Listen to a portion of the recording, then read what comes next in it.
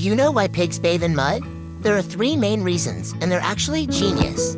Rolling in mud helps keep pigs cool on hot days. Pigs also like to cool off in water, but a dip in the mud keeps them cooler longer because mud evaporates more slowly, prolonging the cooling effect. Mud helps protect a pig's sensitive skin from sunburn. At the Gentle Barn, we also apply sunscreen and provide shade to make sure our piggies are fully protected from the sun. A thick layer of mud can act as a natural insect repellent, keeping pesky bugs like flies away.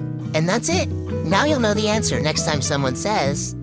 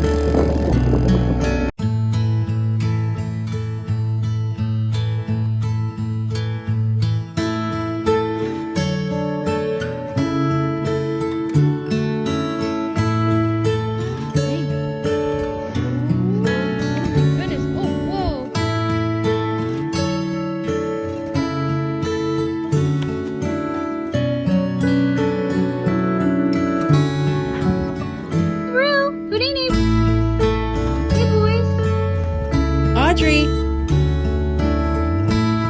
I love you.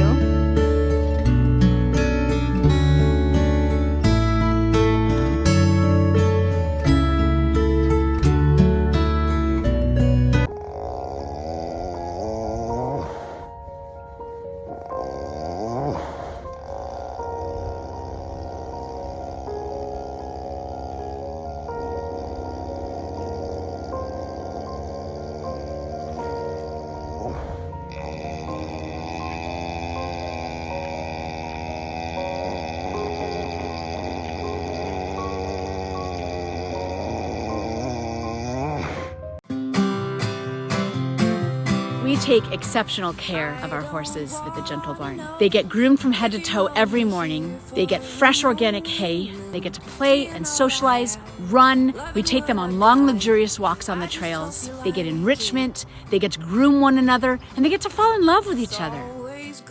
They get to lay in soft, fluffy beds. They get coats in the winter and fly masks in the summer. When they're old or injured, they get acupuncture, massage therapy, chiropractic, deep tissue massage therapy. Once a year, we do a complete dental on all of them. They get their hooves trimmed every 6 weeks, and they get bedtime cookies every single night. There is nothing we wouldn't do for the horses at the Gentle Barn, and we go to great lengths to make sure that they have everything that they need and more.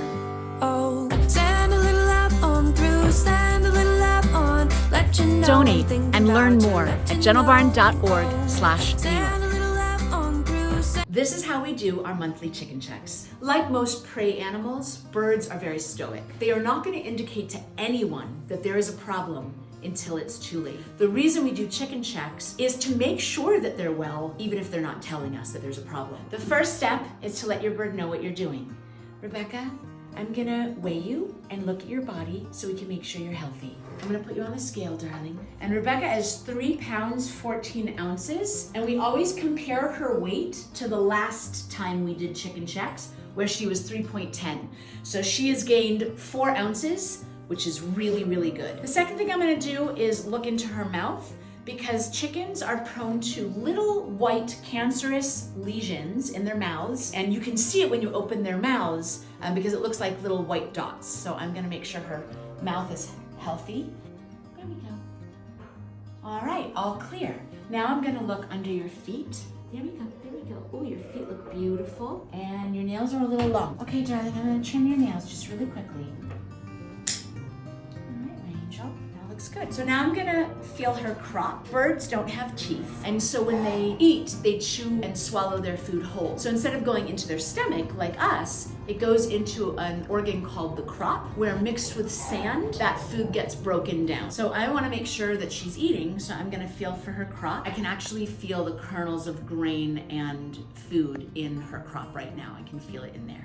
And you ate a big healthy breakfast, good for you. I'm now going to feel the muscles on either side of her breastbone. I just want to make sure that she has nice, good muscle tone, which she does. And then I'm going to feel her abdominal area. The most important reason why we do these monthly chicken checks is because birds are genetically engineered to lay more eggs than they're supposed to. Eventually, by the time they're full grown, they are very susceptible to being egg-bound or develop cancers and reproductive issues. So one of the ways that we can tell if they have reproductive issues is by feeling their abdominal area to see if there's any hard lumps or swelling full of fluid. Then the last thing we're gonna do is check her little bottom to make sure that she's nice and clean back there and she doesn't have any mites. Mites are little teeny tiny bugs that prey on birds. And her bottom is very, very clean and healthy.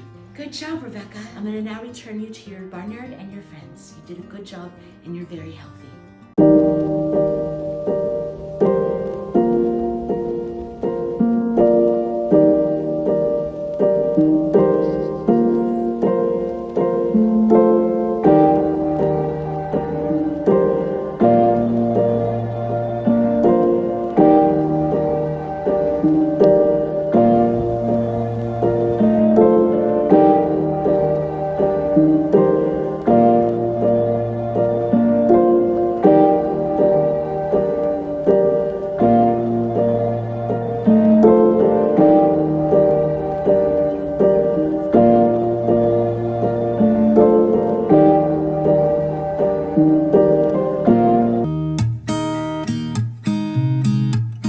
There's a new day that will come again tomorrow.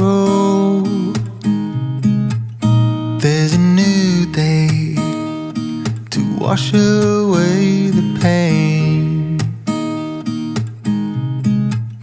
There's a new day to take away your sorrow and the old ways get washed out by the rain.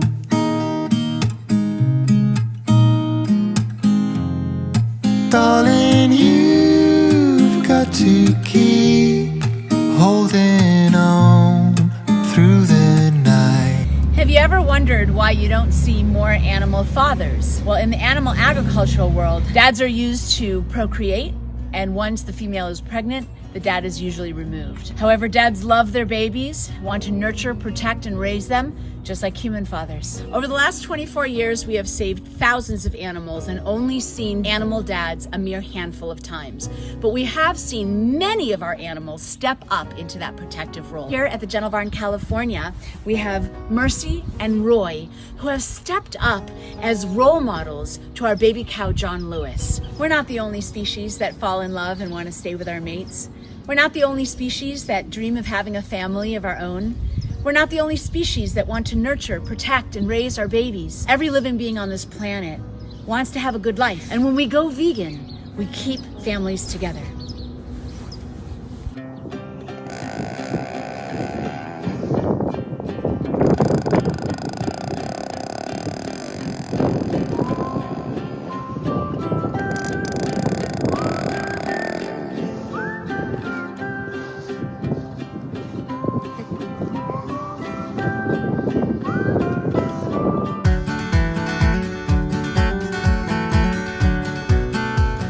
Laundry.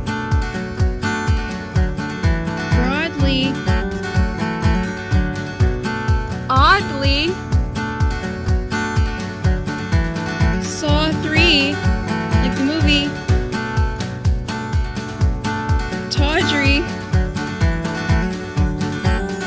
Audrey. Oh my goodness, honey, you are the smartest cow in the whole world. I love you. When we wake, hear the birds and see the sun. Side by side our fears are done. Oh, the good times just begun.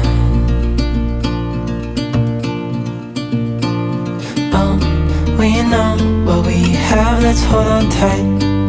Found what we're looking for in life.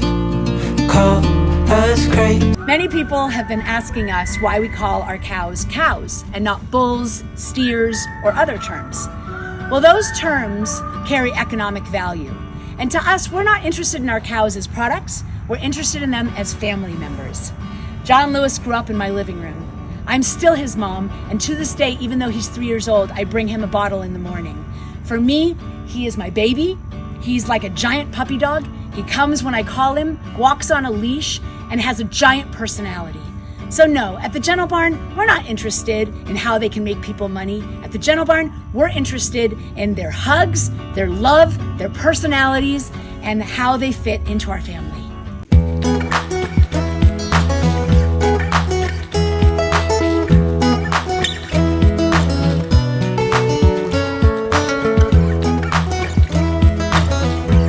We have over 200 rescued animals, and on extremely hot days like today, it takes a lot of extra care to keep them comfortable. Every animal cools off in their own unique way, and here at the Gentle Barn, we try to cater to each individual need. Did you know that pigs and horses can get sunburned? Throughout the summer, we give some of our animals sunscreen to protect their sensitive skin. We also provide our cows, horses, and donkeys with fly masks and fly spray to keep bugs away from their eyes, and the fly masks also help protect their eyes from the sun. It's like they're wearing sunglasses. Additionally, we keep water available for everyone to drink and give many of the animals showers. We also give out refreshing treats like popsicles and watermelon.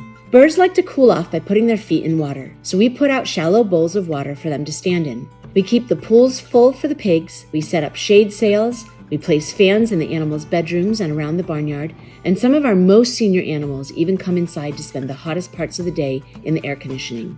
We're working extra hard to keep our animals safe in these extreme temperatures, and your support is so important.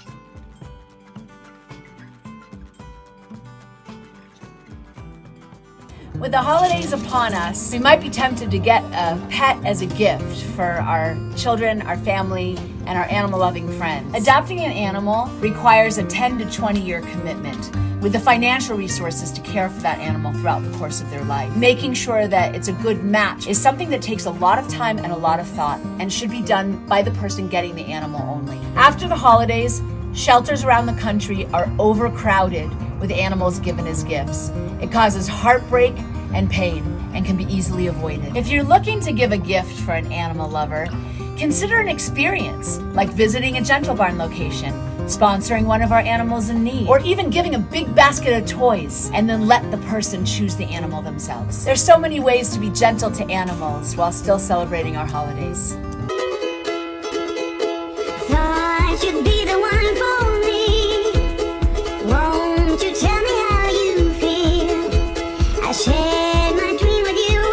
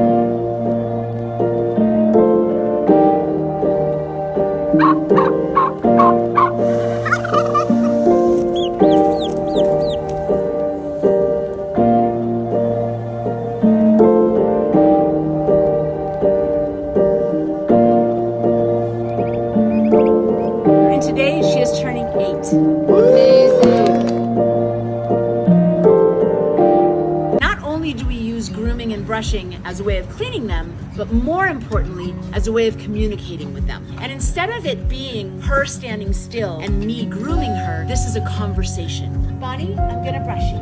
There are 5 words, if you will, that she's gonna use to communicate with me. She's gonna use her lips and chin to relay pleasure. If she doesn't like something, she's gonna put her ears back. She's gonna step forward to put my hands back, or she's gonna step back to put my hands forward. If she's trying to tell me there's a really good itch spot, but I'm not quite there, she's gonna turn around and look at me. And when I've spent time in a really good itch spot and she's done, she's gonna lick and chew and dismiss me.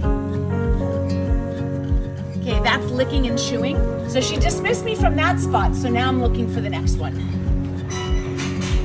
There it is. I found it. Once the curry comb is over, I brush it away with this soft brush. Then we brush the mane and tail. And I don't just brush from the top because I'll rip her hair out. One of the most important things of grooming a horse, aside from communicating, is picking their hooves. You don't want anything getting stuck in the grooves in their hooves. It can cause bruising, lameness, infections. It has to be kept clean. And then I'm not gonna just drop her hoof. I'm gonna put it down gently. We put her fly mask on, and then I bring her out to pasture so she can socialize with her friends, rest in the sun, meditate in the shade, and have her very best life. Have a good day, Bonnie. I love you.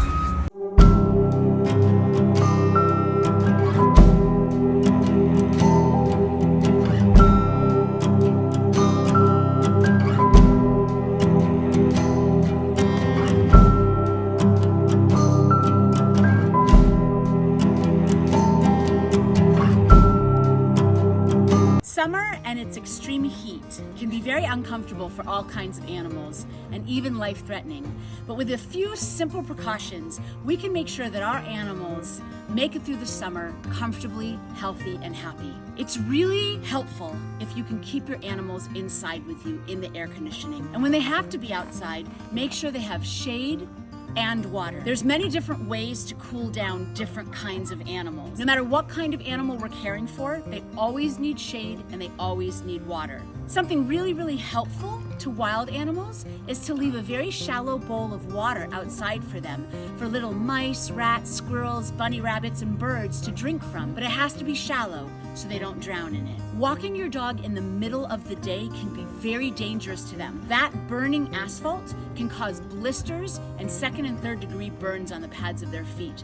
So in the summer, only walk your dogs in the cool of early morning and late evening. If you're out with your dog companion, make sure to bring a bowl and water for them. For dogs, pigs, alpacas, llamas, if they have to be outside, provide a pool for them. Flies are really pesky in the summer, but online and at any feed and pet store, you can find natural fly repellents that you can spray on your pigs' faces, dogs' faces, horses, to keep those flies away from biting their ears and annoying their eyes, and keep your animals more comfortable in the heat. I think this is the most important. Never, ever, under any circumstances, for any length of time, leave your animal in the car unattended. Even just a few moments in a locked, heated car in the summer can not only cause tremendous illness, but can end your animal's life. Keep them with you and keep them safe.